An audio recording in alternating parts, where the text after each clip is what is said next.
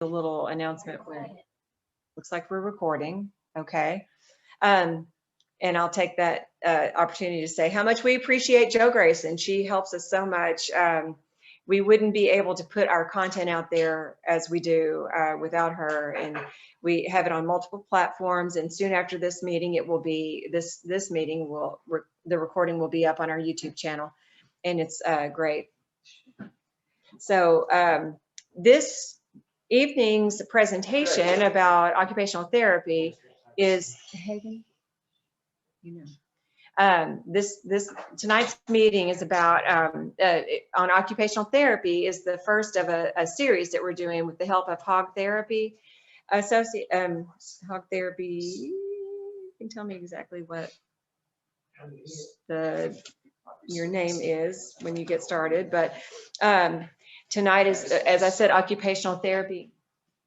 And then we'll be talking about speech therapy and physical therapy in the September-October meetings, I believe. But our August meeting is going to feature the pediatric dentist, Dr. Perez. Is that Dr. Christina Perez, Melanie, at UK? Okay. So that's always, that tends to be a hot topic for our families. There, as you can imagine, so many issues, sensory issues that are really a lot of sensory issues that are activated by having a dentist in the mouth of a child who has autism. And I know one of our board members used to explain that she would have to go through a series of steps to acclimate her son to be able to even get in the dentist's office. They would have to drive first to the area of town where the dentist is, then they would have to drive down the street, approach the door on, these are all separate visits, approach the door on a visit, and then go in on a visit and tour the office. So there's a lot that we could learn from a pediatric dentist. So our biggest announcement upcoming is that we are going to be able to have our only annual fundraiser, the Bluegrass Autism Walk, in October. It's going to be Sunday, October 10th, and we had to cancel it last year, like so many people did.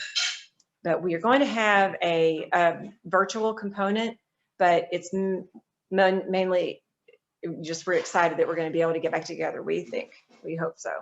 And it's going to be back at the Legends Ballpark, the Whitaker Bank Ballpark. And that's the beauty of that is it's undercover for the most part. Hey, Dad. Could you?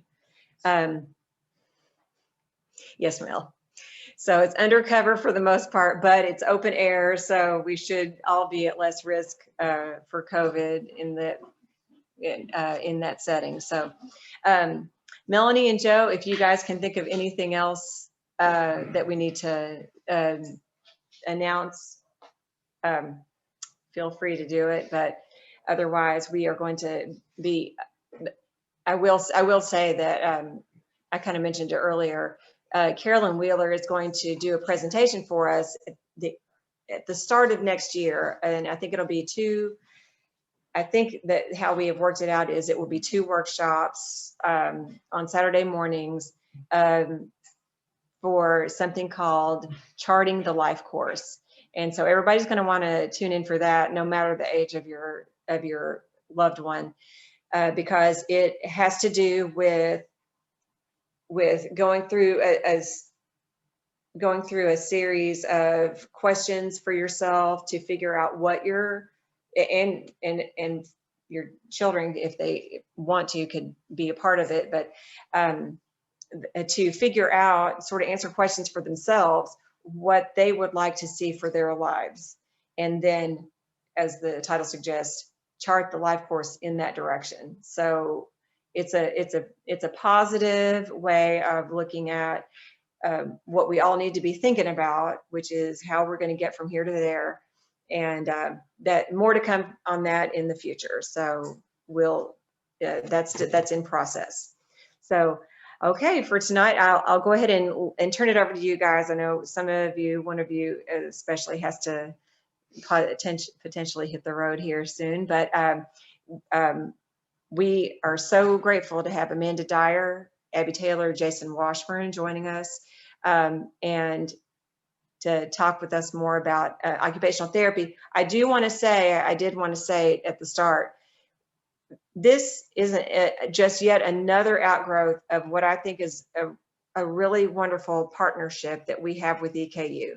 And they have been so supportive of us in various ways. Dr. Myra Beth Bundy and the psychology program, they have worked with us. Anybody else you can think of to name, I don't want to leave anybody out, Melanie, but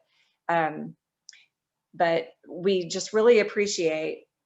I know that all three of you have EKU connections, and it's just been a wonderful thing for us, and we really appreciate it. It's a real boon to what we do, and I just wanted to say that. So I'll turn it over to you all now. Thank you so much for being here. Alrighty, sorry, I'm trying to entertain baby. No problem. I am, I think I can hang out. My grandma's on her way to handle baby, so I should be able to stay now. I am Amanda Dyer, formerly Amanda Wright. I was actually kind of a childhood member of Autism Society of Bluegrass. I have a brother who is Hagen's age. He is 24, or he's about to be 24 this Sunday. This Sunday is his birthday. And so through that, I got to see him have first steps, early intervention, things like that at our house. And I'm so sorry, my child has a really annoying toy. Anyways, it's fine, Amanda. We're not hearing it too much. He has a cat toy that's squeaking. But I got to see what OT was. He went to Horn and Associates when we were younger, and I got to see kind of some outpatient OT as well. And then now I'm currently a therapy manager at Hog Therapy Associates. I've been there for 4 years. I am a graduate of Eastern Kentucky University. A good portion of my caseload right now is infants. I'm a certified infant massage instructor, but we do see patients 0 to 21, and I have patients between 2 months and 19 years on my caseload right now. So pretty good wide age range. All right, I'll let Jason go next. So my name is Jason Washburn. I graduated from EKU in 2018. I've been with Hog Therapy Associates now for a year as of this month, July. I primarily have worked in pediatrics. Most of my caseload ranges between about 2 years old and 14 years old is about the oldest client that I have at this point. I am trained in the SOS approach to feeding, which is the sensory oral sequential approach, and it views feeding as a 32-step hierarchy, from step 1 being you tolerate the food in the room, across the room from you, all the way up to 32 finally being the take a bite, form a full bolus, and then swallow the entire amount of food. And it takes the approach of how food has a lot of different sensory components to it, which children with autism tend to be very hypersensitive to the various sensory experiences. And with our mouth as a baby, that is the first place that we go to for calming. Our hands go straight to our mouth because that's how we explore. And even as adults, our mouth is still very calming. I mean, Amanda just put her hand here by her chin because this is a very calming place for our body. And so I've been trained in SOS training with feeding, and I'm also a certified manual lymphatic drainage therapist, which plays in towards lymphedema, especially. Most people learn of lymphedema as being a side effect from treatment for cancer with having lymph nodes removed and radiation. But there's also a form of lymphedema called primary lymphedema, which is something that is congenital, that you're born with, that there's a deficit within the lymphatic system. And so with that, we haven't had any come into the clinic with that as an issue yet, but I am trained in how to work with that as well. Now I'm going to pass it along to Abby. All right. My name is Abby Taylor. I am, of course, also an occupational therapist with Hog. I actually am the newest of these these kiddos around here. I started with Hog in April, so I've really only been with them with us for 3 to 4 months now. I'm loving it. I'm really enjoying working with kids. I am a Madison County native, so I grew up in Richmond. I attended EKU, and I don't have any specialized trainings yet, but I'm actually really excited. I'm going to be training the SOS approach in September, so I'm really excited to get that sensory experience, that sensory expertise under my belt so that I can keep working and helping the kids that come into our clinic. I treat kids, really, the youngest I have is about 9 months old, and I see kids all the way up into 17 and 18 years old that come into the clinic, and I've really had a really fun time with it. I think that's all the introduction that we have, and I am scheduled to go first, so I'm just going to jump right in. I have to first say that I've had such a fun time preparing all the things that I've learned into like a short little presentation for you all. So I'm going to be covering just what is occupational therapy. It's a question I get all the time, and so I'm going to explain a few of the tenets that we consider and what you can expect when you come into the clinic, especially if you're coming in with a child with autism. I'm going to be diving into a little bit of emotional regulation and sensory integration and sensory regulation. All right, so I'm going to first define occupational therapy. These are a few quotes that I pulled straight from our association website, the American Occupational Therapy Association website. So occupational therapy practitioners provide client-centered, evidence-based services with individuals of all ages in multiple settings to improve occupational performance. What is occupational performance? That is, again, I'm going to define that because while we're all familiar with that word occupation, in our field, it means more than just work. It means anything that occupies your time. A good definition that I found is anything that is meaningful, necessary, and familiar activities in our daily life. So a short definition that I often provide is I just help people do what they want to do and need to do. So this can be further broken down in some categories, things like ADLs, which means activities of daily living, our ability to bathe, toilet, dress, feed ourselves. You can also look at health management, our ability to communicate with the healthcare system and communicate with that, and even commute to and from therapy services, doctor's appointments, medication management. Rest and sleep has its own category. So yes, sleep is an occupation. You have education, work, play, leisure, and social participation. One of my favorite things about being a pediatric OT is that with kids, play is their primary occupation. So I get to use play as the vessel to provide therapy services to my kids all day long. I can use play to work on some specific things like fine motor skills, gross motor skills, feeding skills. We can also use play to address that social participation component. Sometimes I'll sit down, I'll pull out a game that requires turn taking, and we'll sit down and we'll work on that aspect of play. But primarily, in the clinic, I'm seeing mostly younger kids. So we use a lot of just kind of like simple games, simple toys. From meeting all of you that are here today, I know you all have adult children with autism. So that is a really excellent opportunity to dive into those more complicated and higher level occupations that we have. Can you manage your own medicine? Can you manage your own money? Do you want to have a job? Like if you want to work, how can we make that happen? What are all the things that go into all these areas of occupation? How can I, as a practitioner, break that down and help you with that? The first step, and the first thing that we do is called the evaluation. So this is just getting a baseline for services. The two things that I'm going to touch on today are what we call an occupational profile. So the occupational profile is really just getting a whole picture of the client. So it's gathering, what do you do in a day-to-day basis? What is meaningful to you? What's meaningful to the child with autism? What is meaningful to the parents and the family? What do you do in your routine? What motivates you? What supports do you have in place? And finally, like what specific questions and concerns do you have? And that is going to look different for every single parent that I do an evaluation for. With autism, like the specific things that I'm going to want to know are like, what are the specific patterns, sensory patterns that you're noticing? What are the specific social preferences? How do you see your child interacting with others? And what of the behaviors do you notice? Those are all things that are kind of specific to the autism spectrum that we're going to want to know, because it's very important to working with your child and meeting your goals.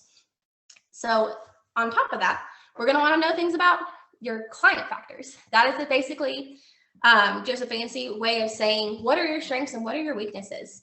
And that includes things like, what are your values? What are your mental functions, like attention and ability to organize and pay attention to things about throughout your day? What are some of your sensory functions, which I'm actually going to talk a little bit more about in just a moment? And what are some movement related functions that you have? So next, let me go on my PowerPoint here. I just have some notes for myself, so thank you for your patience and let me read my notes. Next, after the evaluation, we're going to talk about some treatment and your goals. So when we develop your goals, they should be really centered around what are your specific concerns that you had coming into the evaluation. When we write goals in the outpatient setting, we have a lot of flexibility to write goals that are meaningful to the child and the family in all areas of occupation. So I think Jason's going to talk a little bit about the school setting and how that's different and how he's going to write goals versus how I'm going to write goals. So I'll let him cover that.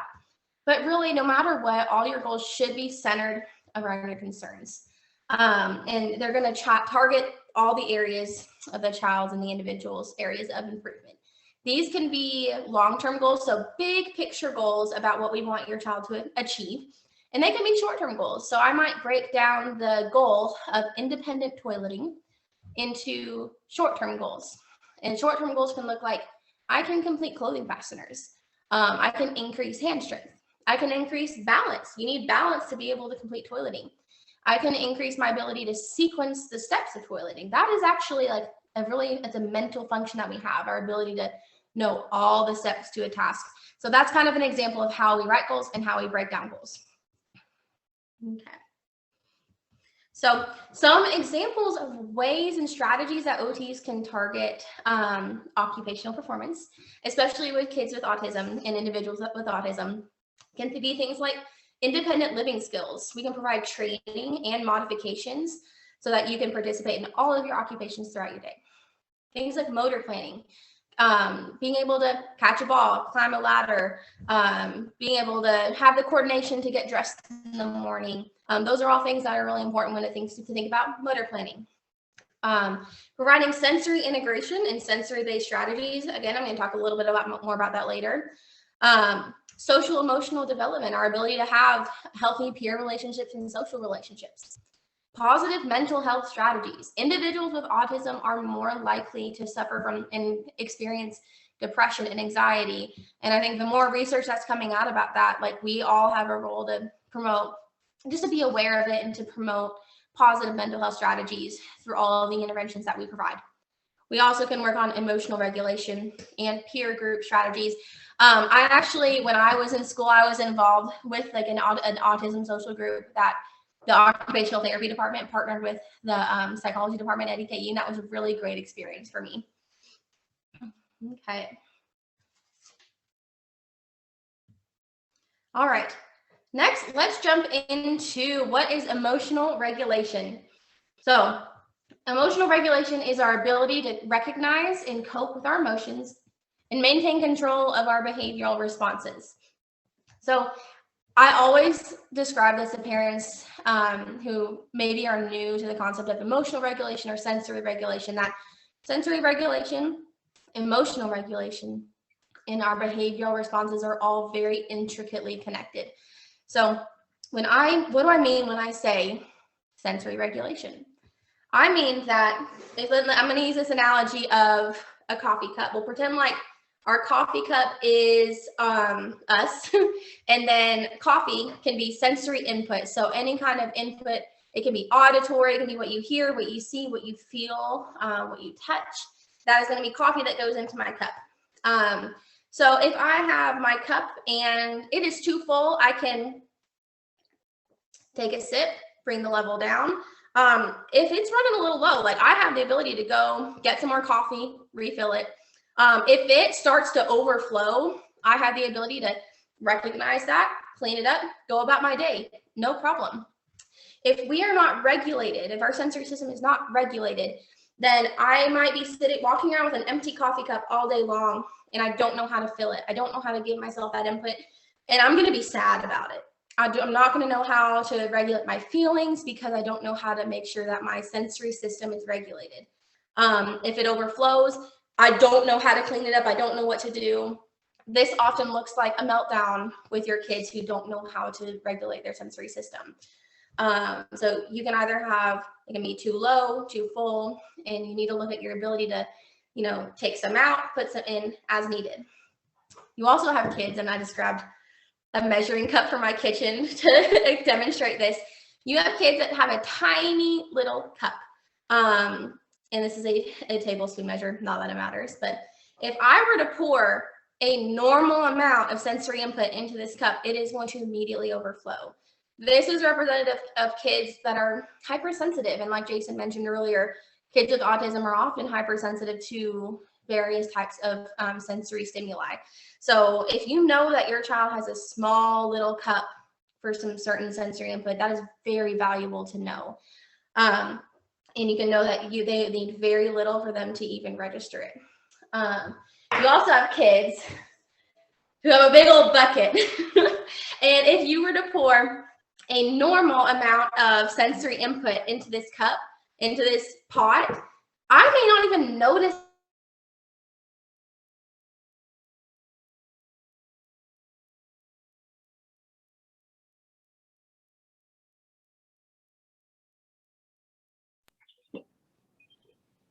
Abby, are you there?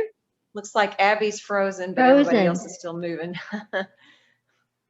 That happens to me sometimes. Yeah, me too. Have to X out my camera. So Say big cup, she's old. Yeah. While we wait for her to come back, I saw that there were already some comments under the Facebook page about the feeding therapy Jason mentioned. So Awesome. I'll contact her and let her know she's frozen. Jason, if you want to answer. I think she's restarting. Okay, yeah. So I think there was a feeding question, Jason, that said how, at what age, how early can you start SOS feeding program? So the SOS feeding program can be started as early as my son here, who's 8 months, for example. The feeding approach really boils down to when we're this young, we're working on first understanding what textures are appropriate for someone his age. So for my son, we're working currently on, we have things like little yogurt drops, and we're even putting frozen strawberries inside of a toy like this that allows food to get kind of mushed out and into his mouth. You can use organza, which is what's used in dressmaking usually.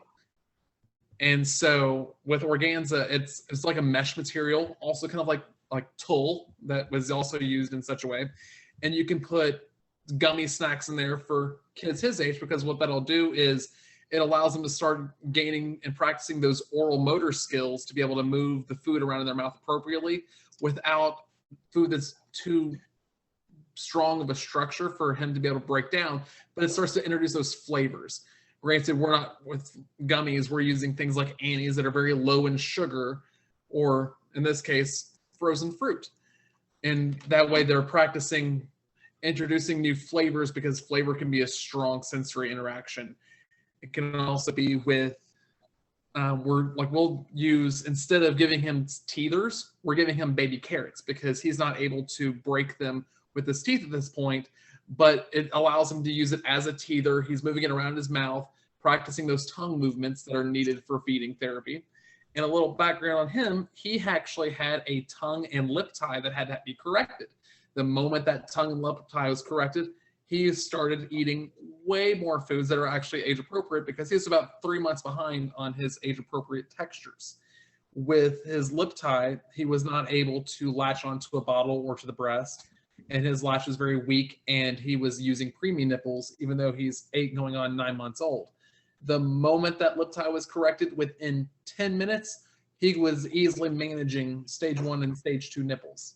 And his tongue elevation was improving. He was able to consume a lot more food. So sometimes when we're having oral motors or when we're having feeding issues, we also look with the SOS approach on food textures, because if they're not hitting certain texture milestones, then we're looking at what is their oral motor skills within the scope of SOS. Is their tongue moving up and down, left and right? Or the most difficult movement is what's called tongue tip lateralization.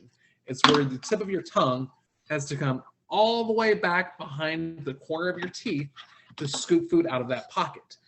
And if we're not able to do that, then we're not able to eat some of the more difficult foods. We might be able to eat a chicken nugget, but not a chicken strip of an actual full piece of breast, because it's not already pre-ground for us. So we can start as early as 3 months, 6 months. Some of that I would recommend starting with, say, a speech therapist, looking at it first, especially in these younger infant stages, because it might not be feeding that is the issue or of textures, but it could be oral motor and oral skills that are the challenge. Thanks, Jason. Abby, it Oh. happens to all of us. I kind of live out in the boonies a little bit, so my internet connection went out. But thank you, Jason, for answering a question for me in my absence. I think I was just really just explaining how I explain sensory regulation in our sensory system. And what I was explaining, the sensory, you can basically break down sensory input and how we respond to that into 4 different categories. You can be either sensory seeking or sensory avoiding. And you can have a low threshold or a high threshold. And all of those things, like when you actually start to learn about it, you can see certain behaviors in kids and you know exactly this child is sensory seeking. This child has a high threshold. This child has a low threshold. When you understand that, it's really helpful to then understand emotional regulation.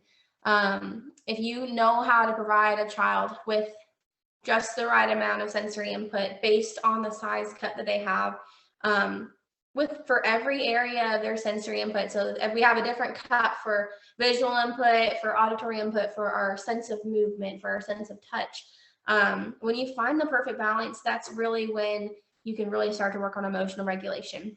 And then understand some of the behaviors that we see in our kids.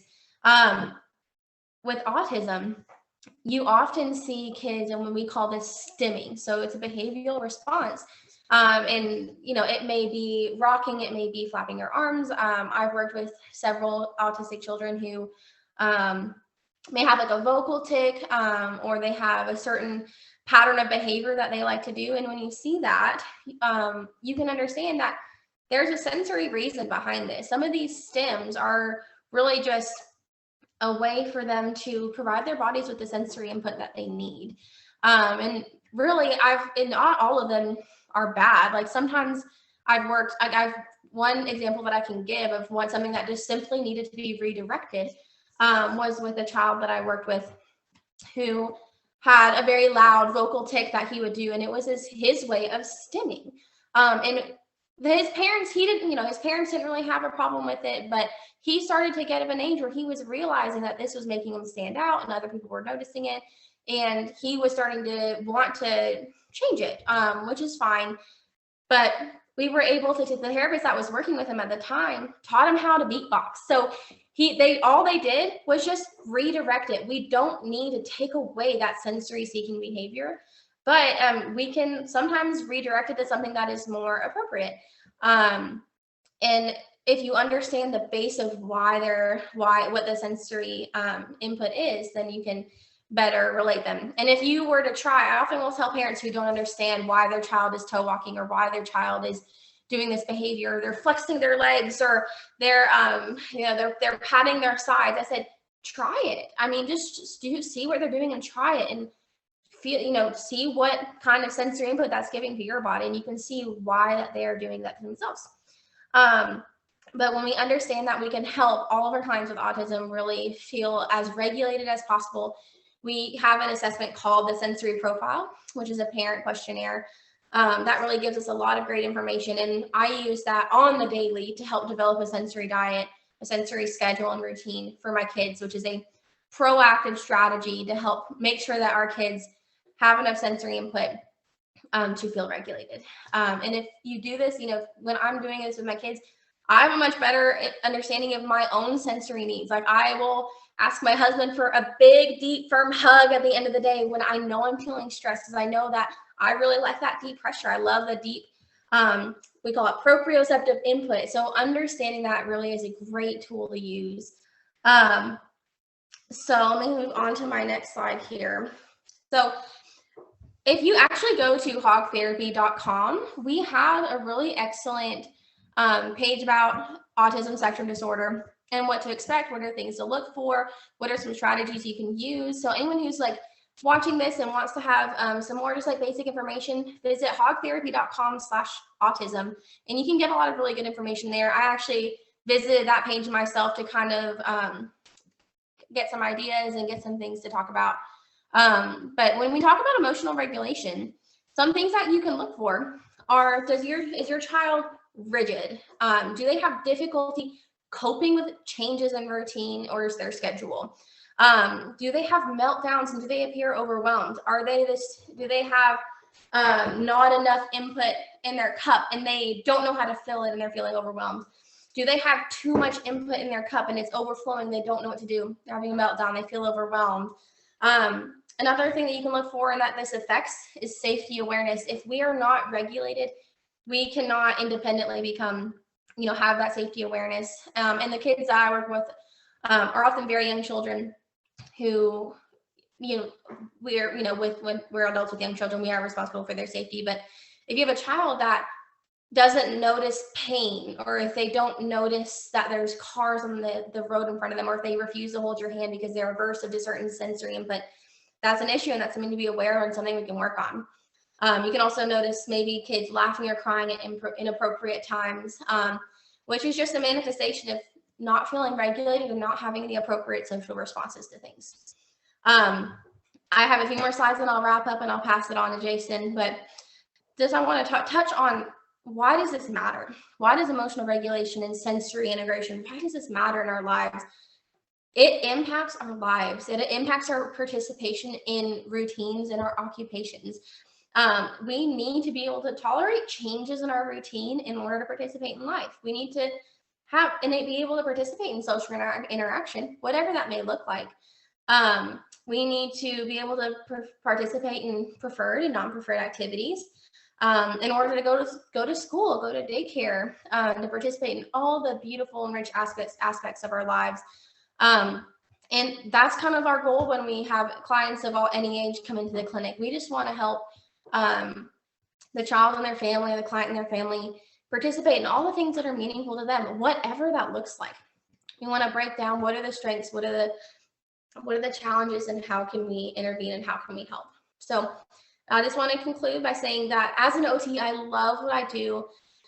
We are particularly suited to use sensory-based strategies to assist individuals of all ages with autism cope with and develop the emotional regulation skills needed to promote participation. We use strengths and strategies to help promote their participation. We want to use what you're good at. We want to use what you like and what you enjoy to help meet your goals. We are able to learn about the context of your life and the setting in which you experience your life, the social supports that you have. And I just want to say one thing to all the parents. I love it when my parents keep me informed. They keep me in the loop, even if what I've written in the eval changes the next week because they come to me with a new concern. I want to know that because if I don't know that, then I don't get a chance to work on it in the clinic. And it's really all about the client, all about the family. And really whatever therapist you have, PT, OT, speech, just keep us as informed as possible. Figure out how to let them know what is important to you. Because that is the absolute best way for us to help your child and help them succeed in every area of life, whatever that looks like and whatever that means to you. So, thank you so much. I believe Jason is next. I'm going to go next if that's okay, Abby. Oh, I'm sorry. Yep, Amanda. I recruited my grandma to watch baby for a few minutes, so we have that going for us now. So I'm gonna. So Abby talked about kind of the overview of OT, what we can address, things like that, and kind of how we get started with the evaluation. One of the questions that we had received prior to this, when we had agreed to do this presentation, was we had people ask, what is a discharge? How does a child get discharged, even an adult? How do you get discharged from therapy? What causes a discharge? What to do if you don't feel like your child's ready to be discharged, you disagree with the therapist. So I'm going to do kind of the flip side of Abby, where Abby talked about how to get started. I'm going to talk about the end process. So first of all, what is a discharge? What does that mean? You know, a lot of us think of like a military discharge or something like that. And it's kind of the same thing. It's the end of something. So a discharge is an end to the current therapeutic process. It's not a bad word. The discharge is our ultimate goal. It's our end product of therapy. You know, even from like a hog therapy standpoint, they're like, each of us in our roles have a product. We have, you know, a defined, what is the end all be all? What is the ultimate goal of our position? And as a therapist, our product is children who have met all of their short and long-term goals and who don't need us anymore. We love seeing children. We love watching them grow, but ultimately we hope that they don't need us one day, or that they at least have met an age-appropriate goal that we can release them for a little while and not have to go through therapy, even though it's great and it's fun. And then if another issue arises or another concern pops up as they get older and they're not meeting age-appropriate milestones, we can bring them back in. So that is the ideal discharge. We want, for the parent and the therapist and the family, the child, if they're, you know, old enough and able to kind of give input, everybody to be happy with where we're at and to stop for a little while or forever, depending on what it is. That being said, that probably makes up, and Jason and Abby, you can kind of agree or disagree, probably like less than 10 or 20% of our actual discharges. That ideal discharge of all your goals met happens very little in the realm of all the people that we let go and stop seeing. And so we write our goals, our short-term goals to show progress. We write our long-term goals, what we want to see at the end. And we want to write those for success. So getting into that being the ideal discharge, I wanted to talk a little bit about what like other discharge situations are. There are so many different reasons for discharges. Some being that some people stop showing up, and we just don't hear from them anymore. So we have to discharge them. We have to let insurance or whoever know that they're not coming to see us anymore. That's probably the most common one, is people who just kind of fall off the radar and are hard to get a hold of, and we don't hear from anymore. There also may be discharges due to certain insurance regulations. Insurances, especially lately, have gotten pickier and pickier, and they want to see progress in that 3 to 4 month period where we're rewriting and updating the goals and sending it into insurance. They want to see that we're essentially doing what we're supposed to be doing. There are also some insurance regulations. Some companies have different opinions on what is medically necessary. Without name dropping, there are some, especially Medicaids in the area, that do not believe sensory processing is medically necessary. They do not believe it is evidence-based, and they are simply not going to pay for anything behavioral or sensory. And it's essentially, it would be Medicaid fraud for us to write goals about things we're not working on. So in that, it kind of lies on the therapist. And how do we show that this sensory processing isn't just a sensory issue? How do we write these goals and write this evaluation and plan of care to show the insurance that this is impacting other areas of their lives? So for some, it's community function. For some, it is a safety risk. You know, their impulsivity, their sensory seeking, they're jumping off of things, they're running out into traffic, they're not paying attention. They're, you know, if they have a shorter attention span, they're not listening in school, they're not listening to important things that are trying to keep them safe, rules and regulations and things like that. So that's kind of on the therapist to know what the insurance's expectations are and how can we demonstrate that to make it medically necessary beyond like just a sensory standpoint. So typically I like to write that from, you know, it's impacting their ability to take a shower because they can't stand the water, or it's impacting their ability to listen. That being said, some insurances it depends on who's reviewing the plans of care. They can be a lot pickier, and they won't always approve a plan of care, and they'll deny a child. And so we have to discharge because essentially the family can't afford it if their insurance isn't going to cover it. And so that leads me to my second one is financial reasons. Some people have insurance and they might run out of visits in a year. I've seen some plans lately that are like 20 visits per year between all three PT, OT, and speech services. So by the time your child comes for 7 weeks, they burn out all those visits if they're seeing all three services once a week. And they simply can't afford a private pay rate. And then there's some like holds. People go on hold. They want to take a break for a little while. Some of our families that we've been seeing for a long time, they know they're going to be going to therapy their whole life. Their child started at birth, and they or close to it, very young, and now they're a teenager, and they just kind of want a break. And that's okay. I get that. There is a degree of burnout. And again, I think it's really important on the therapist to make sure that we're getting with the families, and making sure that our goals are appropriate, that our goals are showing progress, that they're showing what the family wants us to be working on, to avoid that kind of burnout. But ultimately, sometimes people are busy, and they just want to take a little break, and we get that, and we understand it. And this year there was a special circumstance. There was COVID. Some insurances didn't approve telehealth, private pay or private insurances. Some families didn't think their child would work well with telehealth, even though we wanted to give it our best shot.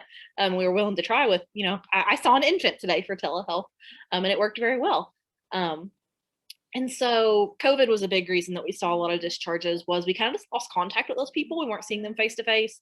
Maybe they weren't comfortable with coming out in public. They didn't think their child would tolerate a mask. They didn't think their child would tolerate teletherapy. And so we had to discharge a lot of kids, because we just hadn't heard from them anymore, and insurance kind of wanted to know what was going on. So there's kind of a variety of discharge reasons. And one other one could be not showing progress with insurance, kind of a plateau. We're not really getting worse. We're not really improving, but we're not really meeting our goals. So insurance will say, oh, I don't see enough progress. That can happen because maybe we've just reached a level that's going to be that person's level of functioning for a little while. That's cognitively and behaviorally what they can handle. That being said, I typically try to modify the goals and try to get down on that level and make it work. But there can also be some issues with maybe attendance hasn't been great. Maybe they have been busy. They've just kind of got other priorities. Therapy hasn't been the biggest priority, or it's been difficult for them to make it. So progress has been limited because we haven't seen them enough to really judge those skills. And some insurances will deny or at least give lesser visits, because they don't see any progress. So in an ideal world, we discharge because of progress. However, obviously there's a myriad of reasons why that doesn't always happen. So what happens when you want to see your child continue at therapy, but the therapist is saying, I think they've met all the progress that they're going to make right now?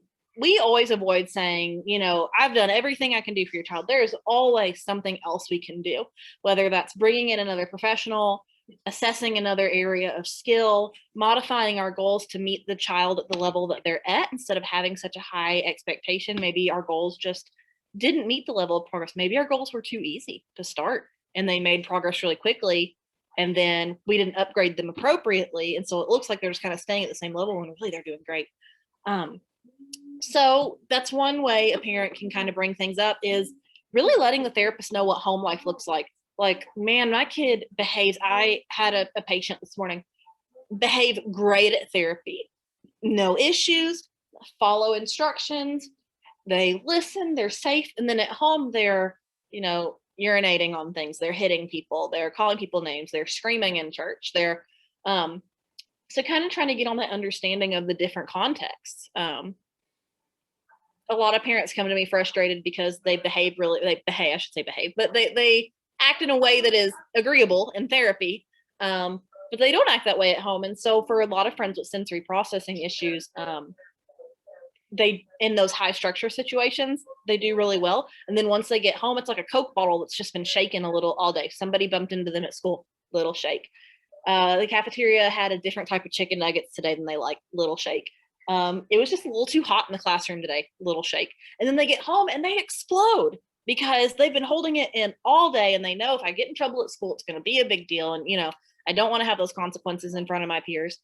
And they get home and they just lose it because they feel safe and they know that they can do that at home. So kind of talking about those expectations, but really explaining the difference in what you're seeing at home with your therapist. And again, I think telehealth has been great during COVID for us to be able to see some of the differences in what parents are seeing at home and what we're seeing in the clinic. And so, you know, bringing up how things are at home, bringing up a new area that hasn't been worked on yet. You know, I had a friend the other day that the mom's like, wow, he really just can't put any of his clothes on by himself. And I was like, oh, okay, we can add that to the plan of care. That can be something we work on. He was doing really well with a bunch of other things. And so she was like, oh, there's these other issues that we haven't addressed. I was like, okay, great. Let's continue on and address these new areas. Another way to continue on with those insurance situations, there are appeals. With Medicaid, they are more difficult to complete those appeals. They're a lot more staunch in maintaining their refusal to issue visits or pays. Sometimes insurances will have a max visit level, especially private insurances. And you can advocate, you can get documentation from your therapist, your MD, you can get treatment notes, and try to say, hey, they are making progress, but there's so much more progress we can make, and this is why we need more visits. There's also grants out there. We have the Joy Project at Hog Therapy. It's a grant application to help pay for therapy services if you cannot afford your copay, or if you're out of visits and you need the private pay rate. And again, just kind of modifying those goals to meet the child at their level to better show progress. Those are all ways to kind of continue on with discharge difficulties. You know, maybe you don't want your kid to discharge, but the therapist feels like they do. Maybe you want your child to discharge, but the therapist doesn't agree. So kind of the opposite. I've run into this before where a parent is really satisfied with how their child's doing something, or they're satisfied that they are doing it. So that's a conversation I've had to have before. You know, even if it's something from grasp pattern with handwriting to social functioning, anything like that, like, yes, they can do it, but how can we make it better? How can we make it more efficient for them? I had a child that, you know, we don't get a lot of referrals for kids that are too quiet. We usually get them for the feistier friends. And this child had been very energetic and very upbeat, and probably fell somewhere in the realm of ADD, ADHD. And so those issues had been resolved. Those concerns that the parents had with him being too hyper, him being too this, too that, his social skills had resolved. He'd gotten so much better with those. So they were very satisfied with progress. But now that we had addressed his attention span, we discovered he was well beyond the age that he should be able to read, and he didn't recognize his own name in writing. You know, there were other areas that now that we had him regulated, we had that good sensory input, we were revealing that there were other skills we needed to work on, but the parents requested discharge because that just wasn't a concern to them. And at the end of the day, in that situation, we always respect the patient and the parent's autonomy. You always have the right to refuse services, or to stop at any point. We're glad to help you out if you don't want to. We're glad to help explain why we think your child needs to continue. But at the end of the day, everybody does get to have that independence and that informed consent. And again, a lot of times with those families, it can be therapy burnout as well. So that's kind of the discharge area. Is there any questions on the Facebook page regarding discharge? Let me look. If anybody else sees one, let me know. Not as of yet. Okay. Does anybody on here have a question regarding discharge?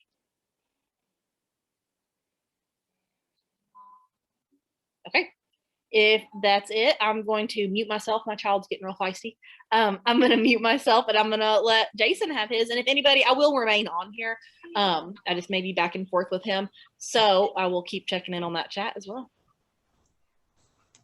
Briefly, I want to thank you, Amanda. I know we've all been through those rough times.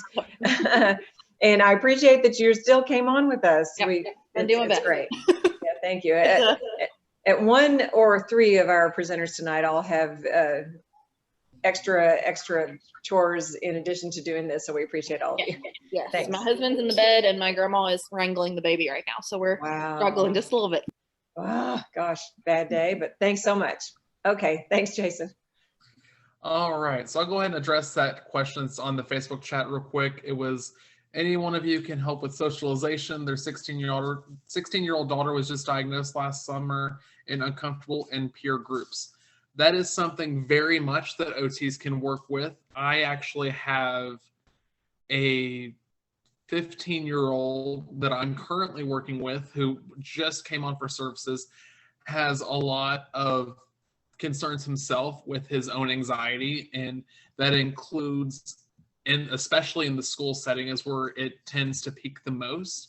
And so that's something that I am currently actively addressing. We have another therapist who's working with a 14-year-old who she has very strong anxiety issues, peer interaction issues. And then I'm actually leading a group. And the way that we do groups in outpatient practice, just as a quick bit of information, is instead of us, like one therapist having 5 kids they work with in a group, it's actually just each individual therapist working with their own kid towards similar goals. So I'm taking a different approach with feeding with one of my clients. She is 14 roughly, and we are working on feeding therapy in the sense of we are making the food ourselves and then tasting it, because for her that was the better approach.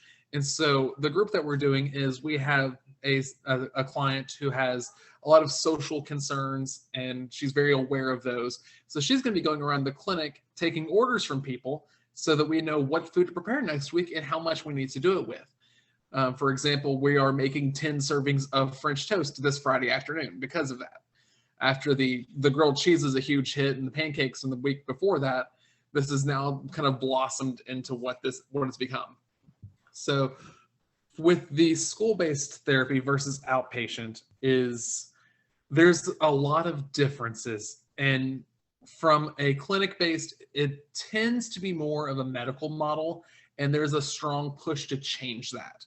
Because from a medical model, it's very, what is the diagnosis and how do we treat the symptoms associated with that diagnosis?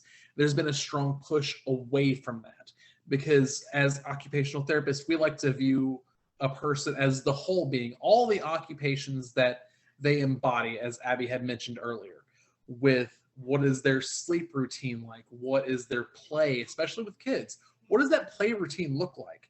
Because as we grow through ages, our play drastically changes from being very solo play of, I'm engaged in my world and I'm not paying attention to anything around me. And we work our way from there to parallel play, where like 2 children are playing different things, but they're kind of noticing each other. Associative play, they're starting that interaction. It's still fairly unstructured, but they're playing side by side and they're also engaging with each other, up to the point where we start getting to much higher levels of play of, there's a game they're playing, there's structure and there's rules. And there is a wonderful approach called the DIR 4-time approach by Dr. Greenspan. He is a phenomenal psychologist, I believe was his profession, and he developed what's called the 4-time approach, of where you meet the child at their level, and especially within the realm of play. And you don't try and expect them to be able to follow a game with rules and expectations if they're still at the parallel play of, I'm doing my thing, but I'm kind of watching what you're doing. You can't expect them to all of a sudden jump 3 levels of play up to meet you where you're at. You have to go down to their level and then build their skills up along with yours. So that's one of the key things, that's a big shift of paradigm that's happening right now outpatient, because a lot of times, like I said, it was, what's the diagnosis? What does that diagnosis mean? What are the key components that we notice with that?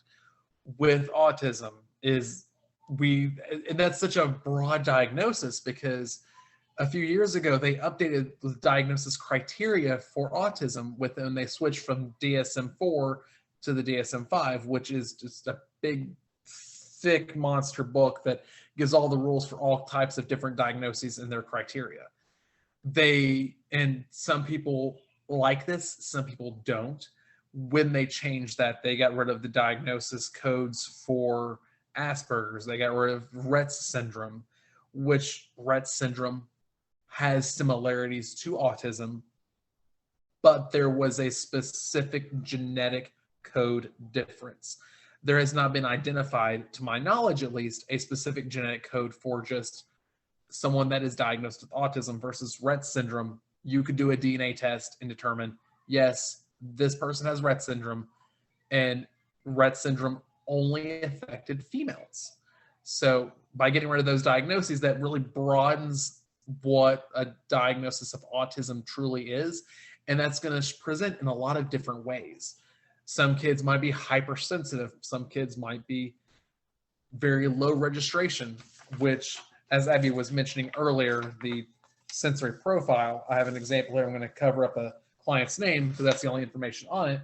But this is a sensory profile. It is a set of questions that goes over areas of, are they seeking sensory systems? Are they avoiding certain things? Are they very sensitive? How much are they registering? And then it breaks it down into auditory, visual, touch, movement, body position. And then me as a feeding therapist, I get really excited about the oral section because that determines and helps dictate those sensory things within the mouth and what they're doing. Some example questions from that specifically, because I love oral, is do they gag easily? Are they only eat certain tastes? Are they a picky eater? Do they put a lot of things in their mouth that are non-food items like pencils, their hands? Do they tend to bite their tongues and lips more than peers their age? And so it really helps us as occupational therapists when a parent completes this questionnaire, it helps us to kind of organize what is their sensory systems. And so from that outpatient clinic, with changing of the paradigms from medical model to a more holistic approach, that's kind of shifting in a way towards how school-based is as well. Because in the school, we look at the same things. We're looking at the child from the whole body perspective and who are they as a whole person. But the key difference is when it comes to school-based practice is we have to be very specific on education-based goals. For example, when I'm writing goals for my kids, because I also work 2 days a week in school-based practice while school's in, and 3 days a week in clinic. So primary difference being is that school-based are using an educational model that focuses on education and academic performance as governed by the IDEA, or the Individuals with Disabilities Education Act. That was upgraded in the early 2000s to be the IDEAI, which added the improvement on the end of it. They kind of updated they updated the laws and certain things within it. And then each state has their own rules and regulations that occurs within that IDEA as well. For example, to my best knowledge in Kentucky, unless if you have a certain list of diagnoses, you cannot receive occupational therapy unless if you're receiving a primary therapy first, which would be typically speech therapy services. So the way that people come on to services in the school versus an outpatient clinic is going to be different. 9 times out of 10, someone's going to be referred to an outpatient clinic by visiting their pediatrician. Their pediatrician is going to look over certain milestones and determine, well, you're not meeting these milestones, parents are having these concerns, let's refer you to outpatient occupational therapy. In the school setting, parents might notice something and mention it to the teacher might notice something. And then that calls to have a meeting with the ARC, which is an organization within the school it's a panel of teachers and administrators, and they determine that, yes, they would benefit from being tested for services. At any point during the school year, a teacher can come up to me and say, hey, would you mind popping in and doing an observation just to screen the child. And a screening just means we're popping in for a few minutes, seeing how they're interacting, what they're doing within the classroom, how are their fine motor skills, what's the writing like, are they struggling with participating in that educational setting. And that could even include things like, are they having trouble going to the bathroom on their own? Are they having incontinence issues? Why is the incontinence issues a medical reason, or is it something else? Is it a lack of awareness within the body? There's a fun little thing called, we're all aware of certain reflexes. When you tap the knee, the leg kicks out. There's a set of reflexes that we have when we're born that are called the different spinal reflexes. One of my favorite ones is the spinal galant reflex, which ties specifically into the incontinence issue. Spinal galant reflex helps a baby during the birthing process to be able to wiggle through the birth canal. If that reflex does not become fully integrated, what that ends up looking like is presenting with similar to ADHD symptoms, but with the key component being they tend to have incontinence issues beyond an age where that is typically resolved, to where they're 8 and 10 years old, but they're still wetting the bed or wetting their pants in school. And so we, as a school therapist, I can work towards those things, as well as our handwriting, our attention to task, our ability to stay seated in the classroom, or if they're having trouble staying seated, are they being disruptive? Because we don't necessarily want to try and force the child to stay in their seat for 8 hours a day, because we as adults, we hate the idea of sitting in a chair for 8 hours a day at a desk doing work. We often are, as adults, trying to get up and move around because that is astronomically stressful. For me, the idea of trying to sit in a chair for 8 hours, not going to happen.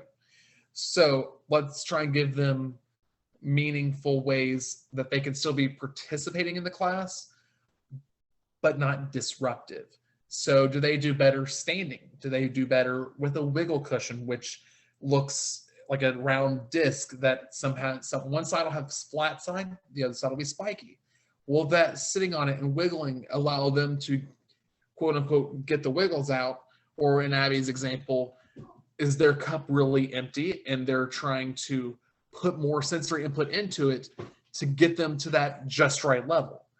And they're trying to wiggle in their seat and they're standing up and they're being disruptive. But if we give them that wiggle cushion, does that allow them to wiggle within their seat? They're able to now engage in class and participate because one part of their sensory system is now being activated that allows them to distract their body so their mind can focus. Another key difference the biggest difference between school versus outpatient is going to be that, is it education based? Is it focused on them participating in the classroom and in the school environment? Because if it's not, we're not able to address it. A perfect example would be, of a goal that I've written for one of the kids in my caseload, is that when given a task, the student will start the task promptly, remain on task without being reminded, and continue working on the task until it's complete, and check back with the person who assigned the task 4 out of 5 times by following 4 steps with 80% accuracy. And that is our overarching long-term goal for the whole school year. Now I'm going to break that goal down into those smaller short terms that I want to meet. That's going to be, are they able to start the task promptly, remain on task, and follow all 4 steps with 50% accuracy, and then 60%, and then 70%. So we're building our way up to that. Sometimes sometimes I'll write for a length of time versus to complete a task with X amount of steps.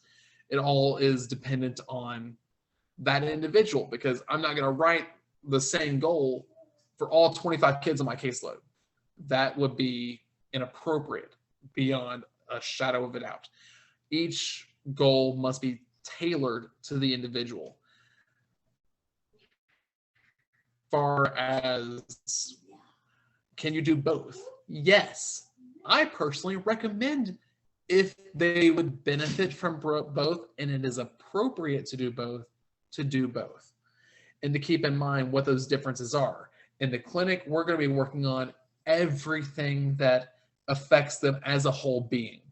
In the school, we view them as a whole being, but we have to keep our goals and our focus very tailored to the school setting and not to them in the home, in school, in the community. It has to be specifically, how does this impact them at the school, versus how Amanda was talking about the student, about her client who acts, they present themselves in one way in the clinic versus how they present themselves at home and then in the community at church. And so in outpatient, we're able to address both aspects, or all three, of home, community, clinic. At the school, it's very focused to only at the school. And so from an advocacy perspective of in the school setting, if you think that your child would be benefiting from services in the school, we need to think about it from how will this benefit them in the school setting? Are they having trouble focusing in class? Are they having trouble holding their pencil in an appropriate manner that allows them to function and write for the period of time that they need to?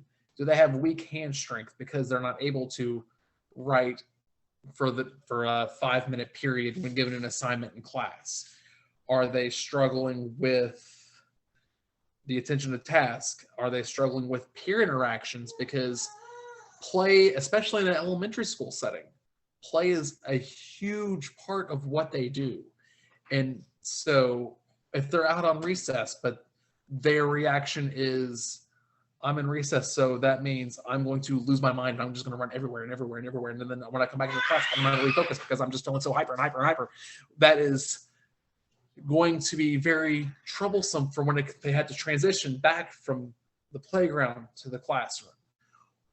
One of the things that I advocate for is that oftentimes they need that movement break. So I work with my teachers to say, if they're having trouble and it seems that they're presenting certain behaviors that are not preferred in the classroom, try to do anything else but take away the recess time, because odds are they need that movement break to help themselves reorient and refocus back. Is it appropriate to take away recess sometimes? Absolutely, because it could be that they're not necessarily having a sensory issue, and it could actually truly be a behavioral issue. This isn't specific to children with autism. This is just kids across the spectrum, from within neurotypical children to non-neurotypical children, that if they're just having a rough day and they had a rough day at home, they woke up late, they didn't get their breakfast, so they're kind of already cranky, and then so they're being disruptive in class. I advocate with my teachers to, let's try and dissect why it is that they're having this rough day versus no recess for you because you've been bad. Did they have those challenges coming into class that day? If we can focus on what is the reason for this undesirable reactions that they're providing us, then we can help pick apart why it is that they would be benefiting from these services, or why it is that why are they reacting this way, so that we can help alleviate those sources. And that puts them in a much better state. It creates a much stronger supportive connection with them, that they know that, oh, I can trust you, that because you understand that I was having this rough day, and now I know that I can come to you if I'm having these problems. So there's kids that I see that I'm walking down the hallway with that I've never had them for service. I've never even done a screening with them. And I'm just checking with them to say, how's it going? I hope you're having a great day. And it just puts a light on their face. So when it comes to advocating for your children in the school system, would they benefit from it? Are they struggling with those areas in the school system? Are they struggling with able to dress themselves? Are they struggling with being able to put their jacket on and zip it up to go out and play during the fall time because it's dropping down, it's in the mid 60s, so we need a light jacket on? Are they struggling with tying their shoes? Because if their shoe comes untied in the hallway, they could trip and fall and hurt themselves. That is something that we very strongly advocate for. And so it also depends on how severe is these challenges. So if you ever have any concerns and you think that they would probably benefit from school services, talk to the teacher, talk with special ed teachers, find out who is in charge of those ARC meetings and communicate with them. In the school district that I'm at, that tends to be the special ed director. That may be different in different school systems. I am in the school system in Nicholas County, which is Carlisle, so they tend to be very different than what you're going to see in Fayette County and Madison County and surrounding larger areas like that, because it's a very small knit community there. So they might operate things still by the book and how it's supposed to be, but with a different flavor than what's going to be in Madison County, Fayette County, Jackson County, Woodford, and all the surrounding areas. So just make sure that if you have those concerns, first bring it up to the teacher that the child's with, because they're the one that's spending every single day with them 5 days a week. So odds are they're also noticing the same things as well. And you say, hey, I'd like to have them have a screening just to see what an occupational therapist notices. And then you can also say they're getting outpatient services already for X, Y, and Z, which can be impacting how they participate in the school setting, because we already know they're having trouble with handwriting. It's illegible. They're having trouble with their alphabet, and they're now in the 3rd grade. They're still struggling to remember what a capital letter versus a lowercase letter is, and hand legibility with a handwriting. And so the more that you notice these things and you can advocate for them, saying that I know they're having trouble with XYZ, then they're much more likely to be responsive and say, all right, that's it. We need to immediately see what we can do. And it is a bit of a long process, because you have to get the ARC meeting scheduled. That's get everyone to have that open availability. And then once you have the meeting to say, yes, we need to do an evaluation, then all the evaluations have to occur. And then you have to reschedule another meeting to go over the results of the evaluation. And if it's indicated that they receive services, then they will start that. Then the plan of care will actually start at that point. I've seen it take upwards of 6 months in larger school districts for that whole process from requesting services to services actually starting to occur, because of the amount of caseload that can build up to in those larger school systems. Another one big difference that I want to touch base on as well is in the private practice setting in outpatient, it's almost always going to be a one-on-one therapist to client, or therapist to kid, therapist to adult. But in a school-based setting, that's not always the case. Oftentimes, due to the number of caseload, to number of kids on services, to therapists, there's group settings where we're treating any upwards of, between them by themselves, up to 4 in a group. So and whenever I, as a school-based therapist, develop groups, I'm looking at who are kids that I know that are all in a similar level of function, that are all able to participate together and all have similar goals.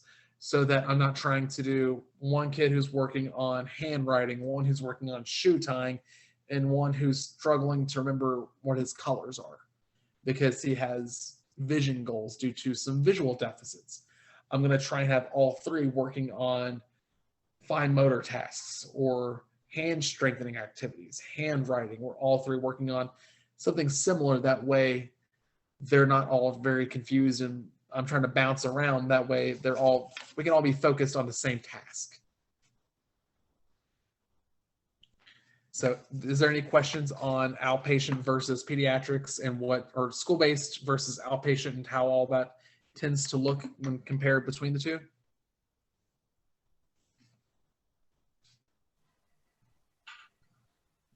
See on the far left. I don't, but Jason, I do want to mention that we have a lot more eyes on this than are right here in this group, and especially when you add who will be looking at this later on the YouTube channel. Of course, by then they can't ask questions, but we have found that we have a lot more of an audience these days than we used to when we could only meet in person. So just letting you guys know it's not just us here. If anyone does post questions later, somebody can tag me under the post and I'd be happy to answer them or send them to me via email, anything like that. And I'll try to get back to them. So I'll make a note to kind of check back in on the Facebook page for the next couple weeks under this one and try to answer anything that might pop up in the future. Awesome. Thanks, Amanda. That's great. If anyone saw me urgently get up, my child has bruised his face on our windowsill. So What a day. It just gets better. right now he's licking the window. Oh. He looks a lot like you, I thought. He looks a lot like me and he looks a lot like my brother. Yeah. Aww. Yes, he does. I'm pretty sure he has bruised his face from a minute ago. Oh, great. Oh. It's a Monday. The power was out for 2 hours in Berea. Not in our clinic, but pretty much everywhere else. So it's been a Monday. So yeah. The power outage In Berea, yeah. I heard about Jason that. and I were in the Berea clinic today. And so we were right on the line, but we couldn't get lunch anywhere. So it was Yeah, I heard about it. It was on the news. Hey, we had great attendance today though. I think people were like, hey, I would like to go somewhere air conditioned with my child. Let's go to the clinic. So until you started talking about it, it really hadn't. I mean, it has crossed my mind at various points over the past year, but you guys must have been especially impacted by COVID. We were fully closed we never stopped seeing kids. There was never a point in time that we just weren't seeing anybody. This predates Jason and Abby. So March, it was March 17th or something last year was when Governor Beshear decided to close the schools. It was something team, and we had to follow suit within 2 weeks. At first, we weren't 100% sure what that front-facing business meant and where we fell on the medical continuum, and so we had to switch to all telehealth. And luckily, for the most part, with those executive orders the governor had issued, Medicaid, for the most part, not everyone, but Medicaid for the most part had to allow telehealth. And still are right now. We had more issues with the private insurances. Because pretty much if you have a private Anthem plan, every single one's going to be different. What they're going to cover, the billing codes, what they're going to be okay with, whether or not you need prior authorization, the copay, anything like that. So we had to go, our billing and authorizations department had to go through each individual, contact each individual member plan for each child. And some private insurances wouldn't allow it. Some parents didn't think their child would do well on teletherapy. Some people didn't. Some people truly didn't have internet. We work with a lot of rural areas. And some people just truly don't have access to that now, or they're not super technologically literate. That's not something that they're very comfortable with. We have a lot of children in the care of older adults. We have a lot of children that live in very rural areas and they don't have a smartphone, they don't have a computer with a webcam, they don't have internet that would support that. So that played into that. We saw some home health children, and home health never really did approve telehealth. Really? Yeah, some home health. It depended on the MCO, but they didn't say we couldn't do it, but they said they weren't going to reimburse for it, essentially. Wow. So essentially we could do it for free. But it really depended on, whether or not the insurance would allow it and whether or not they fell under the designation of the governor. And luckily most insurances have been really, really great to work with and are still allowing telehealth. But yeah, so there was about 6 weeks that we were telehealth only, and then we slowly started phasing things back. And now we're fully back open, but we did have some patients that chose to remain on telehealth, and as long as insurance is going to allow it, we're going to keep going with it. So And I have to think that that's just an extra strain on you, but also on the parents, because I'm one of the many families who, especially when my child was little, we were going every week to see the OT. And while I was in the room and I was engaged and I was sometimes participating, it was, I could turn that over to the occupational therapist. yeah, for sure. I think a lot of the successes that we've seen on telehealth, especially with those kids whose parents were worried that it wasn't going to work out really well. I think one of the benefits was a lot of our parents that maybe OT is in between PT and speech, or our parents who have another caregiver bring their child with therapy. I think it did allow for us to really get down to the nitty gritty. Like, what do you want to work at home since you're stuck at home right now? What are your priorities for your child? I got to work on some like home modification stuff with a teenager who was having trouble keeping up with his schoolwork and organizing his space. And so he was able to hold his computer up and show me around his house, and we were able to work on things like that. So I do think in some ways it was great. We got to work on different things that we didn't really get to see. But I mean, there was definitely some like Zoom burnout. The kids got some burnout. They were tired of being on the computer. But I do think it's a testament to a lot of parents who have the more energetic kids, or who had more difficulty attending to anything on the computer, that some of those kids, a lot of those kids did really great. The majority of kids really did great with telehealth. Wow. And it was really surprising to see which kids did really well with it. I'd say like 95% of it was a success. It was just a change, but it was a success. Yeah. So. Well, and in some ways you might have gotten to see what they are dealing with in their homes. Sure. Mm-hmm. So. Yeah, and it was very flexible. Oh, like, hey, they forgot their appointment was this time. And I was like, well, I'm not doing anything. I'll see you guys at 8:00 tonight. Zoom me back, Wow. So it was very flexible. So it was great if somebody missed something. Yeah. Like, okay, well, I don't have anywhere to go, so on Friday I'll see you again, or things like that. So there were some parts of it that were really nice. It was different. Yeah. I won't say it was my favorite thing ever, but it worked out incredibly well for as much, I think, anxiety and change and all that we had about it initially. Right. Jason brought up a question for me that I've not really thought too much about occupational therapy beyond childhood.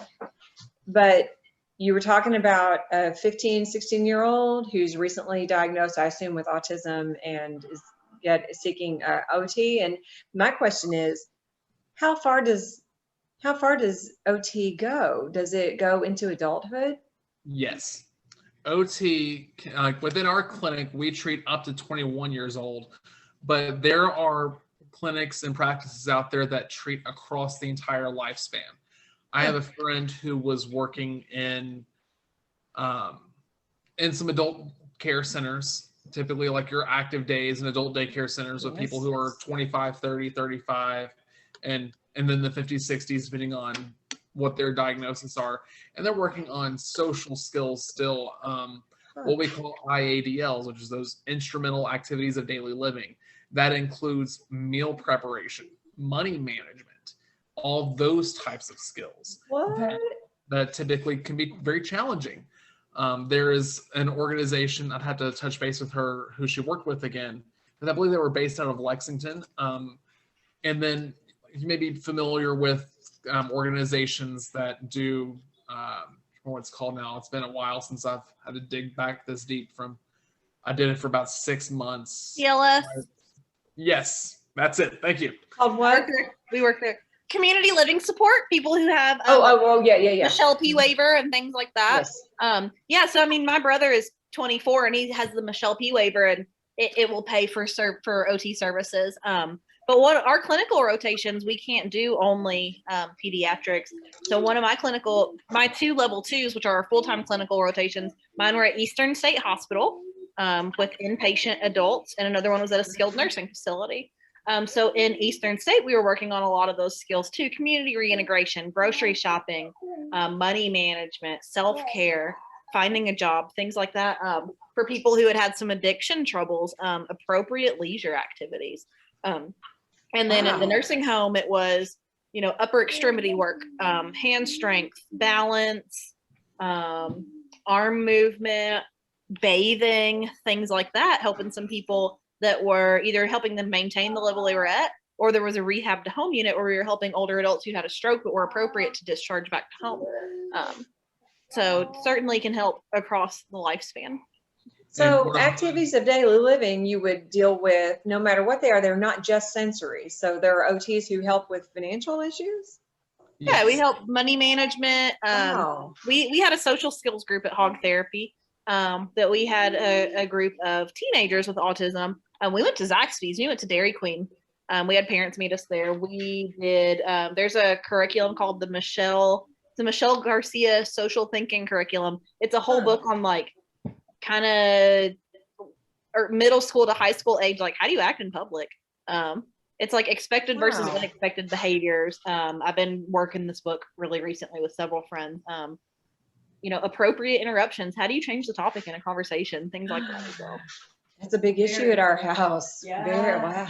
They'll be like, he has a bike. And I'm like, who has a bike? What are you talking about? How do you know, like, yeah. So how do you say, you go, oh, today I saw a guy on a bike and it was really cool. Okay, now I know what you're talking about. Amanda, that is so in our house. Yeah. My daughter's over here going, yes. Yeah. Yeah. I had that today. I was like, have you ever been to, we were talking about something else and he goes, I rode a roller coaster. And I was like, okay. And he was like, at Kings Island. And I'm like, okay, well, now we're getting a little more context. Tell me more. Yeah, but we even work on things like, how do you show other people you're interested in their conversation? How do you know when you're talking too much? Me and Mr. Jason share a friend. How do you know when you're talking too much and the other person isn't interested and you need to like terminate that conversation? So picking up on social cues, bathing, grooming, things like that. Absolutely things we can start with kids, you know, 3rd, 4th, 5th grade and continue with adults. Goodness. That's kind of mind blowing. I From, not thought about it beyond sensory. Go ahead, Jason. Yeah, one of my other level 2 was in an inpatient rehab hospital. So people who recently just had a stroke, we're working on those bathing, dressing, grooming skills, learning how to try and use our body in the shape that it's in now, while we're still trying to address the affected side and get it back to as much as normal as possible. During that meantime, how are we going to put that shirt on? Because now one arm's not working. How do you put your bra back on? Do you even care that you wear a bra anymore? Or did you wear one beforehand? Because you have to learn how to do those stills, sometimes one-handed, because the other side is so effective. Wow. I had a client who I will never forget him. He was in his early 20s, and he had what's called Guillain-Barré syndrome. Typically, where you have this reaction to a viral infection, the body completely overreacts, and you become paralyzed from the neck down. And for most people, they make between an 80 to 100% recovery.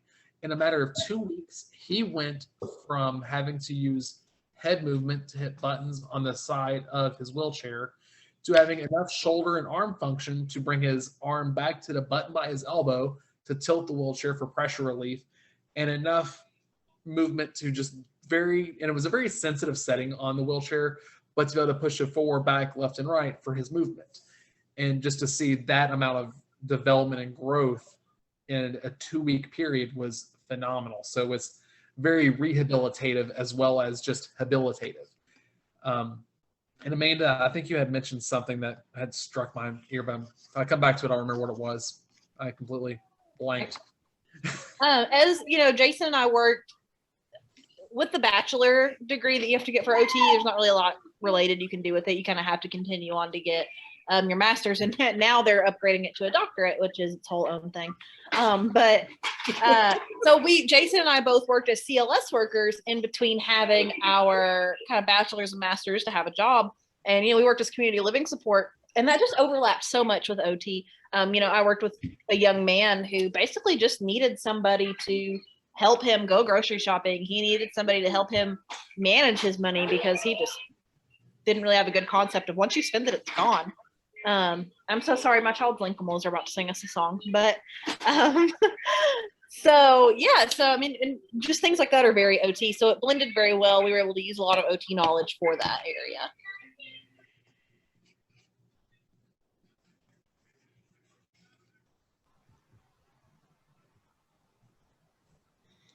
I mean, thinking back to that, we even as OTs, and I kind of harken back to remembering this, to a person I worked with CLS, what is appropriate when it comes to our dietary needs. And that kind of, especially when I go back thinking about him now having this feeding therapy training, Same friend. ooh, it's a different experience, because he would have a bowl of either mayonnaise or ketchup with 4 chicken nuggets in it, and would eat it as if it was soup with chicken nuggets. And so we had a long discussion on what is the appropriate amount of condiment to food ratio. What does this look like when it comes from a financial perspective? How much money are we spending on these condiments? And then even from a health perspective, how much weight have we gained in a 6-month period from those 2 doctor checkups because of the amount of our caloric intake from condiments? Wow. That was a lot of mayonnaise. And sometimes it was multiple. I worked with the same friend, I believe, that Jason's mentioning. Sometimes it was multiple bottles of different condiments on like, but it would be like an entire. I mean, and that's just something and that's a sensory thing too. You know, there's extra body systems. Jason did a presentation on this recently as well. You know, some people just don't have a good sense of needing to go to the bathroom, of their stomach being full, when to stop eating. And that's a hard thing to teach somebody because I'm not in their body to know when they're full. But kind of working on those cues, like this friend would eat an entire bag of tater tots with an entire bottle of ranch and an entire bottle of ketchup in one sitting with like a whole 2-liter to drink, and just kind of not really realize how much he'd eaten until he vomited. Whoa. Because Yeah, I mean, he just didn't have good awareness of, you know, those body cues to know like, oh, I should stop. And so that's something else we can tackle as well when it comes to feeding stuff, is being a little more aware of your body and being a little more aware of your body. Wow. Yeah, so a brief touch on that. There's 8 sensory systems. We all know about the big 5: smell, touch, taste, hearing. The 5th one that I'm vision. There we go. Yeah. So then there's 3 others that we tend to not think about too much. The first one being proprioceptive, which is that sense of deep pressure, the ability of when you have, if you have something sitting on you, is it light or is it heavy? And those sensory nerves exist within our muscles and our joints. The sensory system number 7 is vestibular. If you think of the inner ear, that part that looks like a snail shell, that is our vestibular system. That tells us where our body is in space. Turn your head to the side, you know that your head's to the side. You're standing on your head upside down, you know that you're upside down. And that's the one when you get vertigo, throws that completely out of whack. The last one's called interoception. That's the 8th sensory system. And there's a wonderful book called Interoception, the 8th Sensory System, by Kelly Mahler. And she is an OTR as well. She's an occupational therapist. She literally wrote the book on this. And it's the system of knowing, are we hungry? Are we thirsty? Is our heart? Do we have a headache? And we need to go to the bathroom. And so the way that I tend to, with my friends that I'm with, is we have a series of steps to go through, tweak sensations. So when it comes to that idea of feeding, we have a dry throat and a dry mouth. That's our sensation that we're thirsty. Then we have the urge to act. The action, we get a drink. And the outcome is that discomfort fades. And then there's the urge to act when frustrated. This is the ideal situation, not what we see on an everyday basis. We notice our muscles are tight. Our heart is racing. Our chest is tight. We feel our heat raising. Our jaws are getting clenched. So then that body state of emotion is we're frustrated. We have the urge to act. Ideally, we ask for help, and then that discomfort fades. Sometimes that urge to act might lead to us to hitting someone, throwing something across the room instead of asking to help. Then we get an outcome. that outcome might not be desired at that point, because it might be we get in trouble. And so it's a very difficult system for us to really learn about. And that's why that book in particular, I highly recommend for anyone wanting to learn more about it. And I actually just let one of the other therapists there at Hog borrow it, because it is such a good resource. And she's having trouble with one of her clients with some emotional anger issues and also bowel incontinence issues. So it allows us to teach ourselves to try and feel how our stomach feels. Does our stomach feel upset? Do we feel pressure pushing down in our lower hips? That's as those signs that you and I, as we are able to tell when we need to go to the bathroom, and that's how we can tell. But for other kids who have very low registration within their sensory systems, they're not noticing those cues to know that means I need to go to the bathroom. So we're trying to teach them ways to increase that awareness, so that they know if we can feel those sensations, then we understand what that body state is. So then that gives us the urge to act, to have that action, going to the bathroom, having the outcome. We had our bowel movement relief in the toilet instead of on ourselves.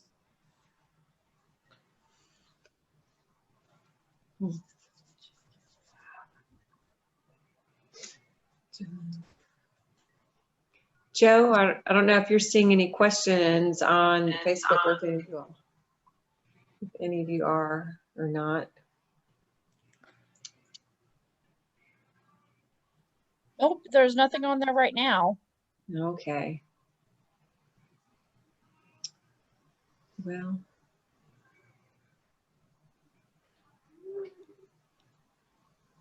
I don't know if anyone has anything else to add to tonight. I know for some of what you, Amanda, were talking about as far as appropriate conversation, that's just eye-opening about that. Because I've pretty much thought of our need for OT as having kind of gradually tapered off when Hagen was littler. Our greatest need for it. We had some of those issues that we were talking about with insurance, because there was a moment when Anthem suddenly decided that we could only have so many visits a year. It's been a long time. I can't remember what the number was, but that may have started our kind of weaning away from it. But there were magical benefits to it, early on when we were doing that. But to think about those sorts of things, I bet you see some overlap between OT and ABA, applied behavior analysis, because a lot of what I hear that you do, and a lot of your just there's some things that they also target as well, as far as certain behaviors. And but you probably look more Yeah, at, I think the approach is different in OT and ABA. yes, Very different. How it's the motivation behind it and the purpose and things like that. So right, yeah, Like I think, and that's kind of what I presented on a little bit, is like, if you see a behavior that's associated in a child or individual with autism, there's more than likely a sensory reason why they're doing that behavior. It's not a behavior to be disruptive or a behavior to get something specific. It's usually a sensory-based strategy. So if you can discover the reason why they're doing it sensory-based wise, and we just want to fill their cup. We want to fill their sensory cup, keep them regulated. We don't want to just diminish that behavior or extinguish that behavior without substituting the sensory need. And that's usually how I explain it to parents. And Amanda and Jason jump in if that's makes sense. Yeah. Yeah, I like to think of it as they're having this behavior and they're getting this outcome, but why are they having this behavior? Because usually there's underlying reasons. It might be sensory. It might be they have various needs that aren't getting met.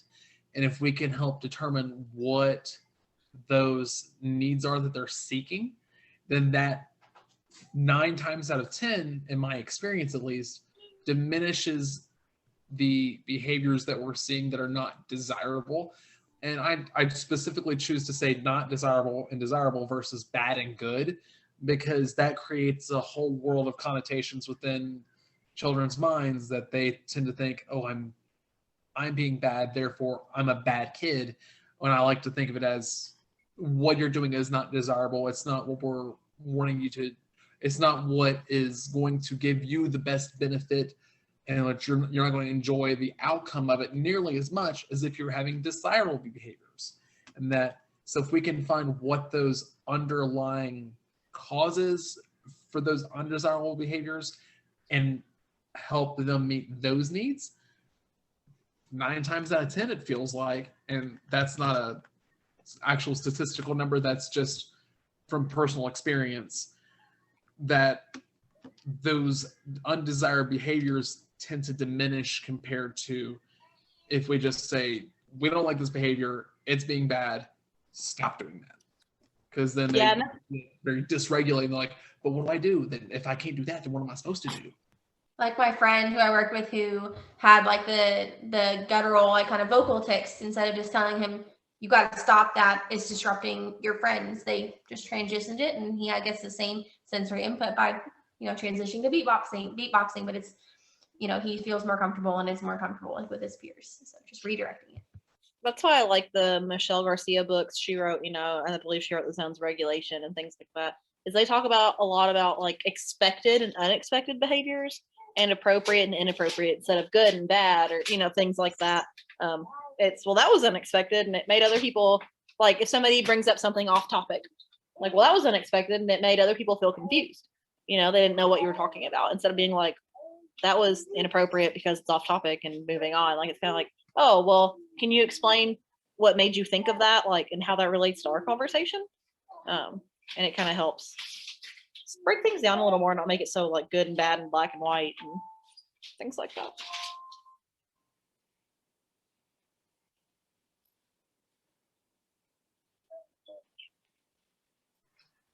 Well, Joe, if you see any questions on the Facebook chat, chime in. Otherwise, I think I'm going to let these poor people off the hook.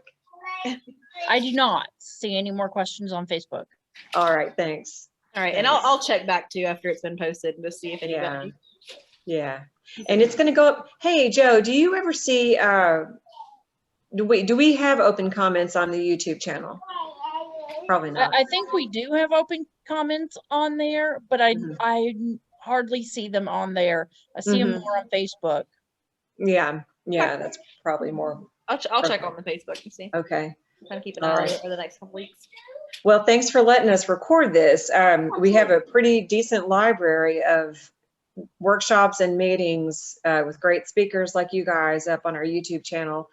And everyone here, just know that you can check there for previous content always. And this will be Joe's. No pressure on Joe, but she's usually pretty speedy at getting it up on the YouTube channel. But for all of us too, depends on our family pulls, and so she may not be able to get to it right away. But thank you all so much for being here tonight. I so appreciate it. No problem. Yeah, thank you. And everyone watching, remember that other therapists from Hog Therapy will join us again in September and October. And I think that on those occasions, we'll hear from about speech therapy one night and about physical therapy a different night. So we're wringing all the good content out of these kind people, and we appreciate that you all brought it tonight. Yep, no problem. Okay. Well, good night, everybody. Bye. Good luck. Hey, Amanda, good luck in your house. Stay well. Thank you. All right. Good night, everybody. Thanks, Joe. No problem. Okay, I'll be seeing you. All right. Thank you, Abby. Joe, I'll tell you, since everybody's off now, real quick before I won't keep you, but David Lane was talking to me on Saturday, And I think that he is going to go ahead and keep that web page open just so it doesn't get taken. And I told him to, I mean, Joe, I don't think it's expensive at all. You don't have to worry about that. I mean, I don't think it's that big of a deal at all. And it's worth it to us to keep it, you know what I mean? To keep somebody else from taking it over, and we wouldn't want that. But Right. yeah, but listen, coincidentally, he was telling me that Michelle, do you know him and Michelle? Yeah. His wife, Michelle, her mother has been sick with cancer for a while, and she died that morning. And Oh that my was goodness. yeah, and that was Michelle's birthday. That sucks. Yeah. Yeah, I Sure. didn't know about that. Yeah. It all happened on Saturday. Wow. Yeah. So anyway, just passing that along. If other people hadn't been on the meeting, I would have told Melanie too, but Yeah. yeah, so That sucks. it sure does. It really does. But she said, but he's told us for a while now, because, you know, Todd's mom had breast cancer too, and that's the type of cancer that Michelle's mom had. But her husband died about 5 years ago, and she was in depression. And when she got her diagnosis, she just didn't do anything about it. And Wow. by the time, Michelle's a nurse, and by the time they got a hold of her, it was just kind of too late. And it had metastasized to her brain. So it's not been a good time. Anyway. No. Yeah. Okay.